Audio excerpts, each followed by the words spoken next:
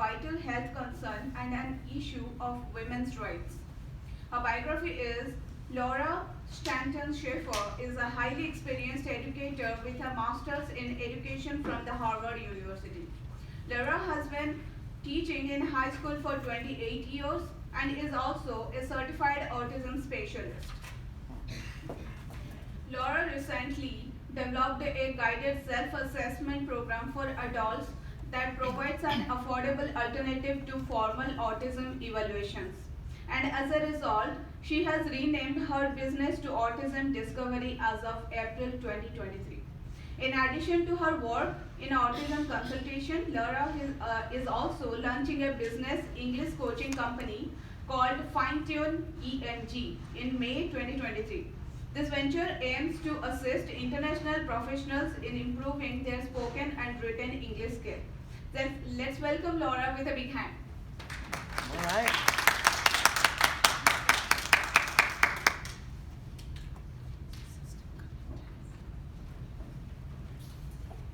Hello, everyone. Hi. Can you hear me well? Is this good? Yeah. It's a real pleasure to be with you today. My name is Laura Schaefer, and since 10 months ago, I have found myself running two companies. I founded Autism Discovery in July of 2022 to support individuals and families facing an autism diagnosis after childhood. And just recently, I founded Fine-Tuning. We opened for business on May 1st. You will hear more about Fine-Tuning and why I founded it toward the end of my words with you. So I am one of many autistic adults in the world. Just 5 years ago, however, I would not have been able to tell you that. My autism was not identified until I was 47 years old. Unidentified autism is more common than you may think, a reality which can lead to exacerbated, sometimes dire, mental health concerns in affected individuals. In my time with you today, I will try first to help you understand some of the challenges that come with being an autistic individual. Later, I will focus our attention on the alarming situation compounding the experience of female autistics in our world. Finally, I will strive to champion an attitude of positive change, one in which we all can play a formative role.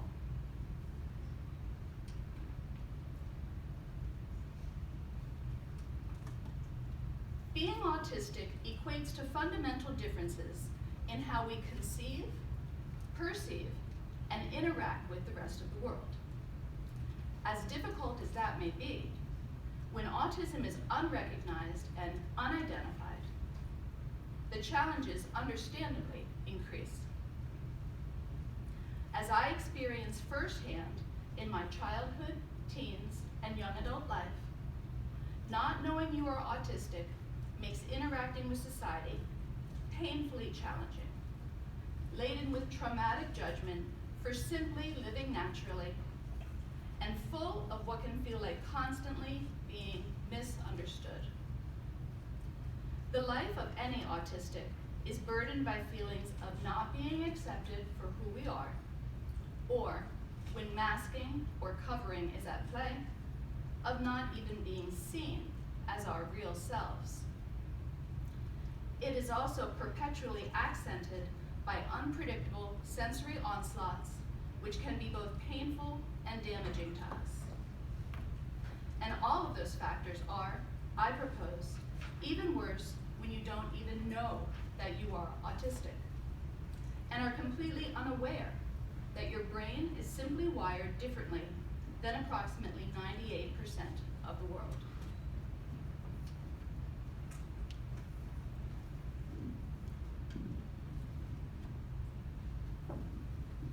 As we all know, rates of autism are increasing.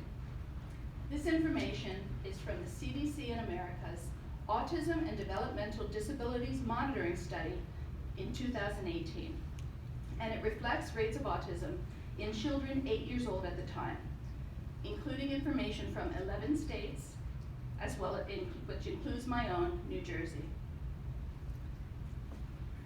So I only found out in preparing this presentation that federal tracking of autism rates only began in 2000. In 2000, the rate of autism in 8-year-old children was 1 in 150, which works out to about 0.67%. By 2008, 1 in 88 children were diagnosed. And by 2021, 2021, the rate was 1 in 44.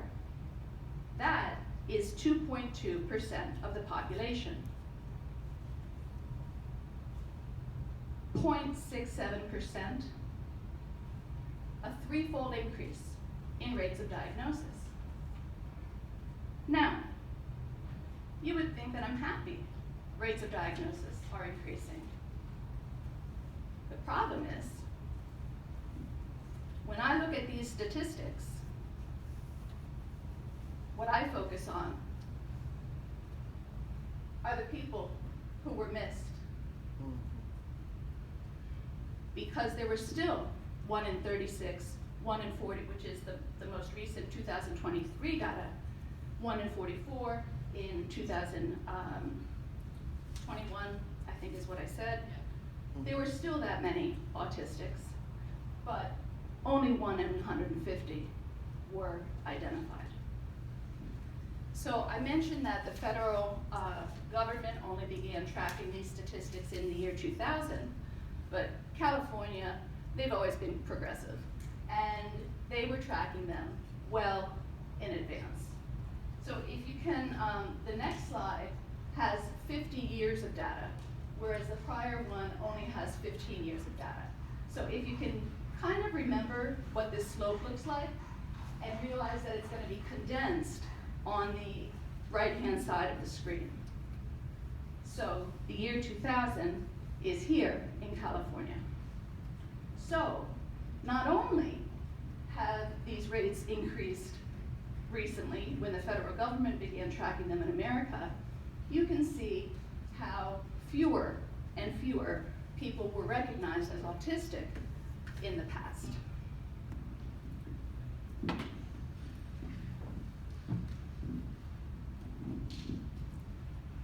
Because of prejudicial and out-of-date standards and evaluative techniques, many people who did not present in a limited, stereotypically autistic way were not even recommended for screenings decades ago.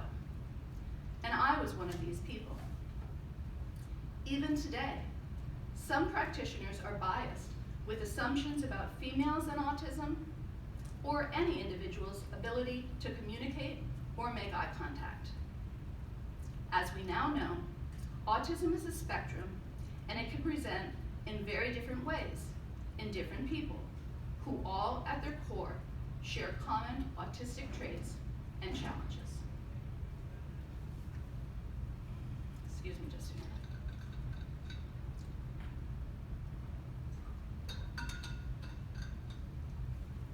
minute. Improved screenings for and recognition of autism after the childhood years are tremendously important so that all people who are autistic can be identified, as only then can they begin to receive appropriate and necessary supports. Only then can they begin to address the many challenges that are byproducts of being autistics in a society in which they are a small minority. And only then can they begin to find a more comfortable and happy place in the world where, because of their autistic qualities, they can too often be treated in ways which are unwelcoming and invalidating. Change in this adult realm of autism identification is vitally important. When I say vitally, I am implying that the matter is one of life and death. I am here to impress upon you today how that is absolutely the case. One of the clearest and saddest signs that life as an autistic person is hard are the elevated statistics surrounding suicidal ideation and suicide within the autistic population. Certainly, the most tragic outcome for anyone would be to get to the place where they consider ending their own life or act upon that thought. As several studies have chronicled, rates of suicide and suicidal ideation are stunningly high within the autistic community. The rates of suicide for all autistic individuals is about 10 times higher than in the general population. But here is where I want to begin to place the lens particularly on females. While in the general population, men are 4 times as likely than women to take their own lives, in the autistic population, women are almost twice as likely as men to do so. A large-scale study in 2020, completed by Tatja Hirvakovsky and colleagues, looked at 54,000 autistic individuals and compared them to over 2 million people in a control population. Their work led Ms. Hirvakovsky, in fact, to determine autistic females have a higher risk for suicidal behaviors in almost all types of suicidal behaviors we analyzed. The risk for autistic females who also have ADHD is even more elevated. While 1 in 11 males with both conditions attempt suicide, for females, that number jumps to 1 in 5. The increased risk of suicide in autistic individuals is so well established, in fact, that in 2022, a team of researchers in England, led by Dr. Sarah Cassidy and Professor Simon Baron-Cohen, became the first to investigate evidence of autism and autistic traits in those who died by suicide. The team worked with coroners' offices in 2 separate regions of England, accessed records, and conducted interviews with next of kin to identify both known autism and evidence of autism and autistic traits in the deceased loved ones. Their findings: 41% of those who died by suicide had elevated autistic traits. As a reminder, the percentage of autistic individuals in the general population is somewhere between 1 and 2%. These figures underscore an urgent need for research and action to address these glaringly elevated risks in all autistic people. So far, I have put on the table the phenomenon of undiagnosed autism and added to it increased risks for autistic females. No person should have to navigate adolescence and adulthood unaware that they are autistic. But when the undiagnosed autistic individuals are female, I am here to assert, the situation gains extra complexities. Some of the statistics on suicide rates, which I just shared with you, certainly support that fact. Another supporting element is that studies show the situation is not just that autism is less frequently diagnosed in females. The bigger problem is that it is more easily actually missed. According to Carol Povey, the director of the Center for Autism at the National Autistic Society, recent research suggests that the number of males and females on the autism spectrum is far more equal than previous thought and current statistics suggest. Instead of the current ratio of male to female autistics of around 4 to 1, that ratio might be much closer to even. Alarmingly, researchers are revealing that current diagnostic standards and practices are simply unlikely to identify autism in girls. According to a 2017 study, in the Journal of Autism and Developmental Disorders. The chances of having to navigate life as an autistic but undiagnosed individual are thus greater for females as compared to males.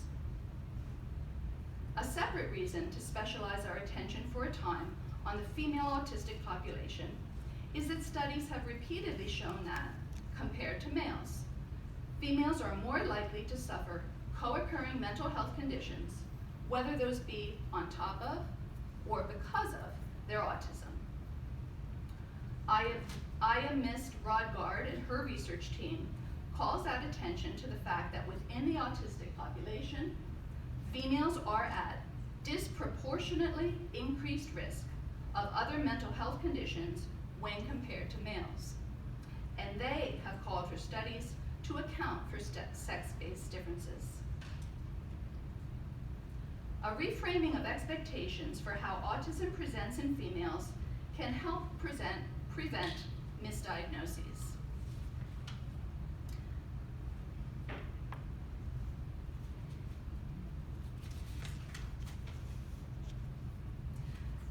Females are not only more likely to be disregarded in screenings and diagnoses, they also are more likely to have received prior inaccurate diagnoses in attempts to account for their symptoms like depression and anxiety. Many have faced years of therapy or pharmaceutical intervention to address a mental disorder that doesn't exist. Some even being referred to inpatient treatment in institutional settings, only to later determine that they are autistic. Those who were misdiagnosed in the past can finally reclaim their lives through self-awareness and appropriate supports and accommodations, and for the first time can achieve an accurate assessment of their needs regarding education, employment, leisure, and social relationships. Another separate but often ignored reason underdiagnosis of autism in females is of special concern is because of the basic biological and physiological makeup of females. Menstruation, possible pregnancy, and inevitable perimenopause and menopause each lead to wide hormonal fluctuations that hold formidable sway over the course of a female's lifetime. Fluctuation in levels of serotonin, endorphins, dopamine, and estrogen impact brain chemistry, and due to inherent differences in autistic brains, are likely to affect autistic females differently. The well-known phenomena of premenstrual syndrome and the far more impactful premenstrual dysphoric disorder, in addition to postpartum or postnatal depression, all cause emotional dysregulation, which can be severe. Despite these realities, Jan Schleier and Jacqueline Burko have asserted the topic of hormonal influence on women with autism has received scant attention. And Rachel Mosley and colleagues note as recently as 2020, nothing is known about how autistic women handle the menopausal transition. Relative to the late diagnosis of autistic females, research I reviewed supports a scenario whereby some females are able to manage, mask, or cope with their autistic characteristics and symptoms all the way until reaching menopause, whereupon the onslaught of hormonal changes leaves them no longer able to do so, finally leading to a diagnosis. Clearly, the influence of hormonal variation on autistic females needs more attention. While certain noted factors are at play exclusively with females, make no mistake in what I am seeking to share with you today. Underdiagnosis of autism in all people, males, females, transgender individuals, and those who identify as non-binary, everyone, is a vital health concern and one which needs immediate attention.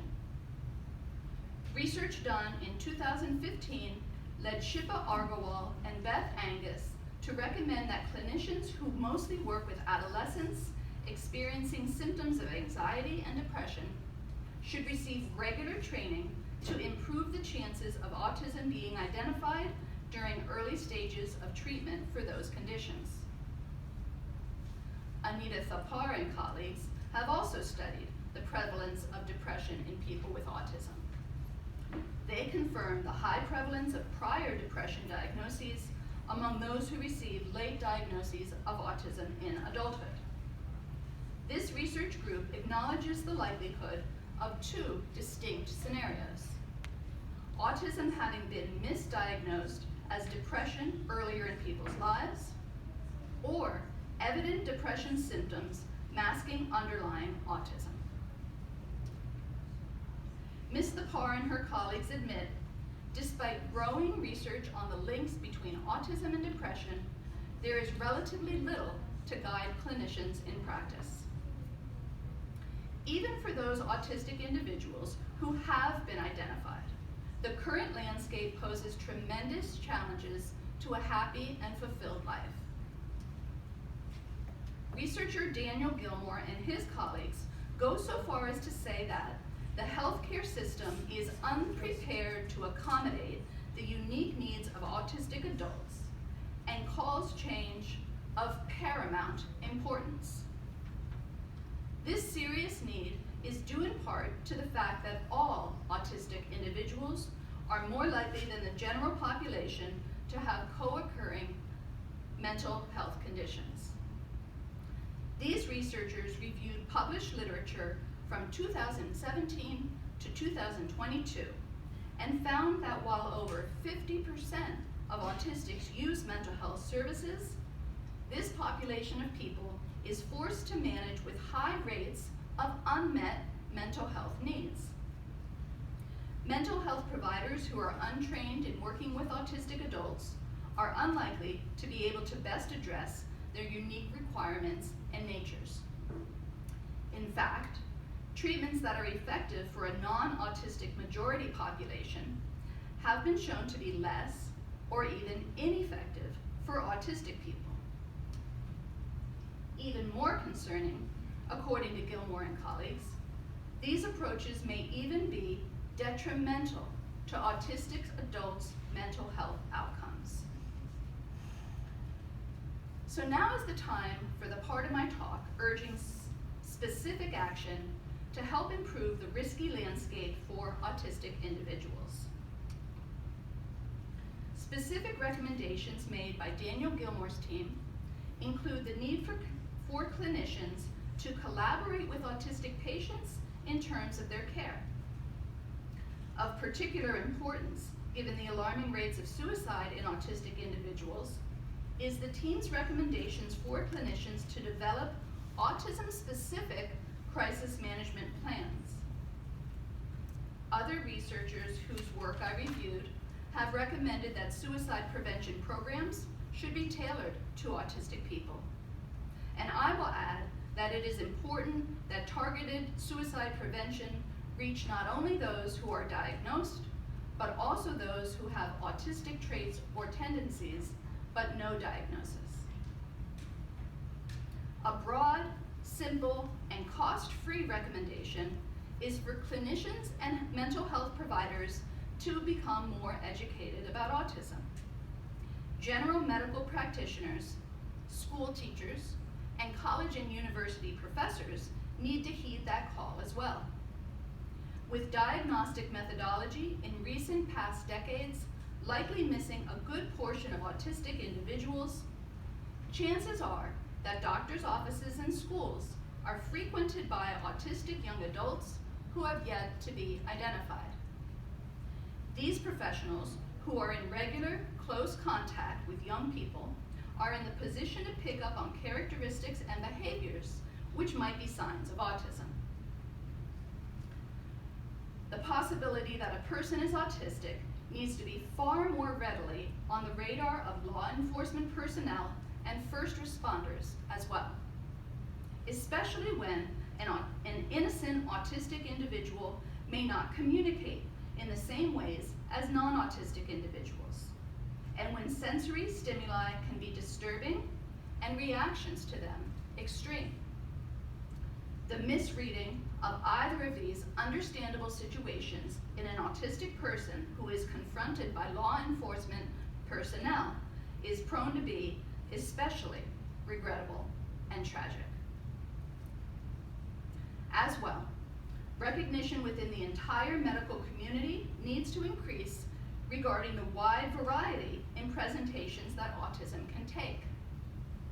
Only once identification improves can those who are autistic then be properly supported, screened, and treated when necessary, given their greater risks of anxiety and depression. Only with proper identification of autism will young people and adults who suffer from depression and anxiety on top of their autism be able to be supported in a way that effectively addresses their complex needs. And only then can individuals who had been misdiagnosed with depression or anxiety, which was masking underlying autism, finally have their challenges properly identified and stop or avoid treatments, medications, or hospitalizations which are unnecessary. While I call upon meaningful change within the research community, from high school and university teachers, law enforcement and first responders, as well as clinicians and from the overall medical community, meaningful change can also start as simply as with you and me. Becoming informed about autism as parents, neighbors, colleagues, and friends, and helping others be aware of possible signs of previously unidentified autism in themselves or loved ones can be life-saving. Practicing basic human kindness throughout your days and checking in on people who might be in need are very important too. At the same time, appreciation needs to grow regarding the rare, wonderful, valuable gifts of insight, perception, problem solving, and more that autistic minds offer. A step toward that is destigmatization, and for autistic individuals to feel more comfortable being open about their autism. When that can happen, we will stop feeling encouraged or even required to mask or cover up our autistic tendencies when around others. In some of my professional roles, I was limited in my ability to proudly present myself as an autistic individual, and that prejudice needs to stop.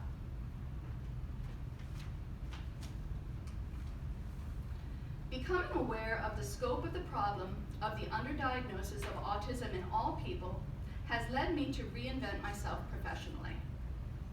In order to free up time in the 9-to-5 work week to mentor and consult with autistic individuals, I am leaving high school teaching to open up Fine Tuning, a coaching enterprise for international professionals where I will help them polish their spoken and written English skills. Fine Tuning will also offer review and editing of materials translated into English. I will proudly begin to accept clients as of May 1st of this year.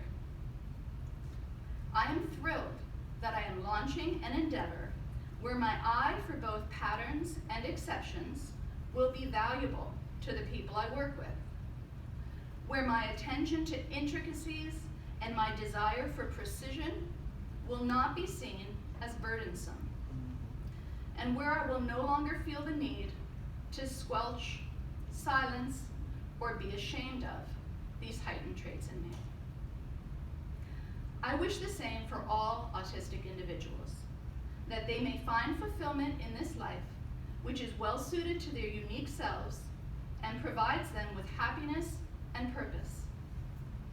But foremost, as I hope I have impressed upon you all today, it is my wish that all autistic individuals are recognized early enough in their lives so that their challenges and discomforts can be reduced, and so that their gifts and extraordinary qualities can be embraced and celebrated. To quote the great American singer-songwriter Sam Cooke, "What a wonderful world this would be." I'm happy to answer any questions.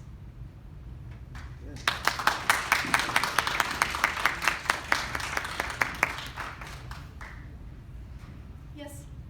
So for fine tuning, what is your ideal client? So I am a career high school English teacher, 28 years, and I am not an ESL teacher. So the clients that I will be working with are not ones who are learning English. Instead, their English skills are solid, even very solid, but maybe every once in a while there's a glitch. Maybe they, one of the things I like to do, merging my old self with my new self, is expand their vocabularies. One of the clients, I've worked with 3 clients pro bono in order to get myself ready, and I work with a woman in Brazil who does outreach with indigenous women and helps them gain income and find sources of income. And so she's been like eating up some of these vocabulary words that I teach her. We're up to about 30 or 40, kind of more precise adjectives and verbs that, you know, aren't the common ones. So yeah, people who need fine tuning and not basic English skills. Yes?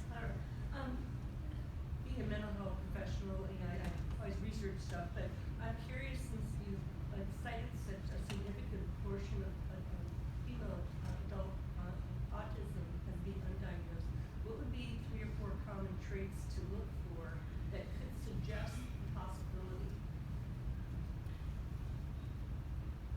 Speaking for myself and many females and women that I have interacted with that were not diagnosed until adulthood, ironically, hyperlexia, so early reading, a broad and wide and readily accessible vocabulary.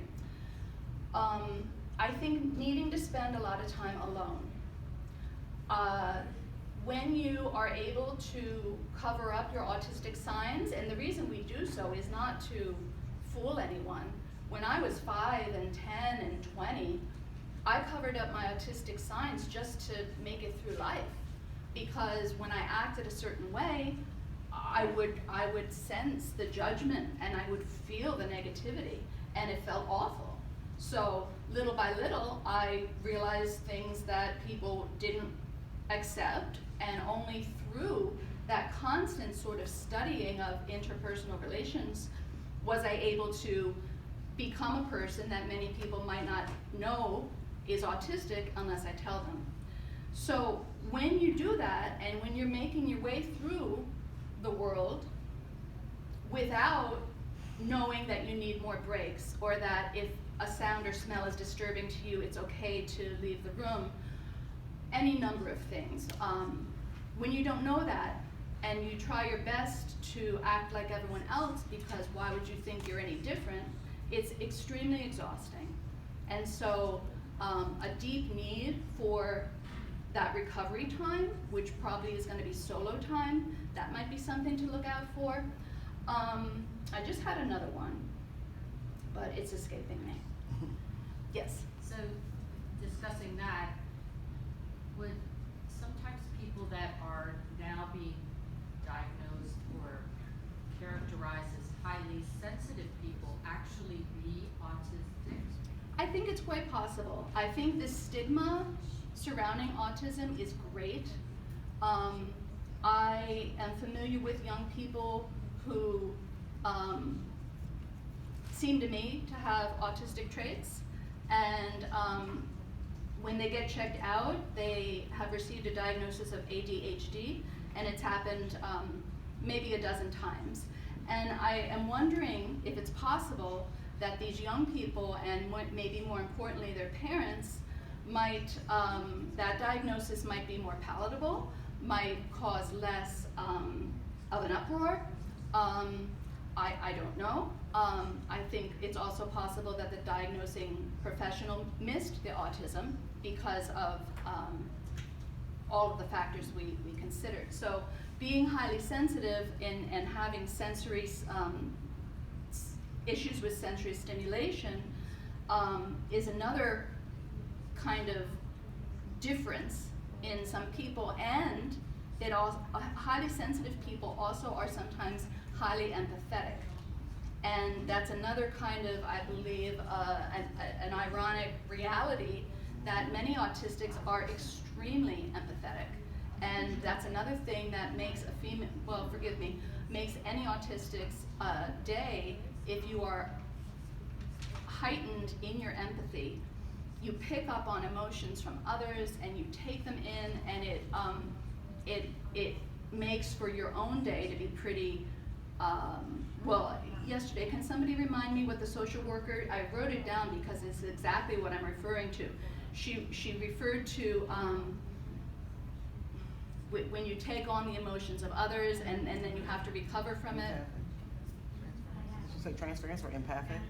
It was a two-word phenomenon. Well, I'll check my notes. Countertransference? Yeah. So, yeah. So, I think that there are many women who think they're doing a great job, and maybe are tired at the end of the day, and in fact, like myself, I mean, I had no idea, not the faintest idea. And people ask me all the time, well, did you always suspect? I said, I didn't have a clue. And one of the things I say, which I think helps relay the pain involved, when I found out that I've been autistic all these years, and that's because this other thing, that's why that happened, and oh wait, that's what happened there. It feels like a big practical joke was played on me my whole entire life. And I just didn't know. Yeah. It's not that fun. So that's why I want things to change and people to be helped to be identified earlier. Yes? Well, two things. You know, one is that you really felt different because you could see that you had some needs that maybe others didn't, but then you were treated differently. Is that So the last part was that I was treated differently, and what beforehand? Oh, is that in some areas you felt differently Oh, because yes. you knew that Oh, you- absolutely, absolutely. I was treated differently. You can pick up on negativity. You can feel when you're not accepted and welcomed and embraced in that sense. You can feel it. And then, so what I did, because, you know, I feel like I'm smart, I feel like I'm a survivor, I kind of just adapted to a bit of a loner's life, bit of an outsider, and I did my own thing, and I became happy doing my own thing. And another interesting thing with women who might be on the spectrum and not realize it, I could only ever handle pretty much one friendship at a time. Because if I had a lot of friends, and another reason females and males who don't present stereotypically, another reason they can make it through to middle school or high school undiagnosed is because even though we have social challenges, social expectations in elementary school are fairly small, and parents do a lot of the arranging, and the teachers say, now make sure you include each other. But in middle school and high school, things get far more complex. So I would have a friend, but a friend at a time. And what I realized is I had learned her sense of humor. I had learned, okay, she gets annoyed when I do that. And so I was able to kind of act the ways that would not make me feel judged around her, whereas if it were a bigger group, that was a lot of people to keep track of. So maybe having smaller numbers of close friendships, especially in the past, might be something. I have one more question. Okay. I I'm just thinking because a niche part of my mediation is to work with employees with medical conditions in the workplace. And so I've seen the presentation of so many things in the last 3 years that I've never seen in like 30 years. So my question is, because I'm thinking about one particular employee that also presents with some of the symptoms you're talking about, that also seems with migraines. Does migraines give involved? Okay. Yeah. Thank you. You just answered the question. Yeah. She's diagnosed with ADHD. So, I mean, to tell you how much so that is the case, you heard in my presentation about the proliferation of anxiety and depression. Fortunately, depression is not where my autism coincides with or has taken me, but anxiety most definitely is. Beginning at age 7, I had insomnia-induced panic attacks. 7 or 8-year-old freaking out because she can't fall asleep. Repeatedly. And my migraines began at age 12, and they did all sorts of tests to be sure that it wasn't anything more serious, and yeah, and it just grew from there. Okay, One more yes. question, I'm sorry, because this is really interesting for me. What current testing is now available, given the research you presented and the significant percentage of the population that go undiagnosed? What kind of testing or assessments? Testing needs to change.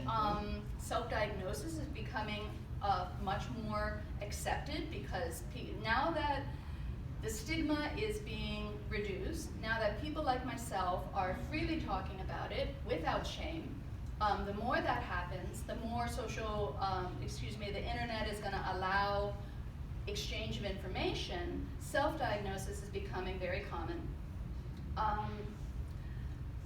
I think, honestly, we have so much catching up to do. As the graph indicated, there are so many people in their 20s, 30s, 40s, and 50s and 60s. And by then, as I think just makes sense, the covering up skills you become better at it, so it's even less visible. So I think that self-identification is probably the way it's going to have to be for people above 20 years old. And then maybe now we can start picking up the slack in these middle school and high school students and college students and catch them before they become full-fledged adults and give them the self-knowledge and the supports that they need. But I think for older adults, it's a big challenge. Yes? So I have a nephew who's autistic, but he's totally been able to manage it, and he had care actually at 18 months. So he's gone to college now, and but his sister has been, she's overweight, she gets depressed, she, it's like all the things that you're talking about, and they couldn't figure out why she has this weight issue and low self-esteem, and I'm wondering.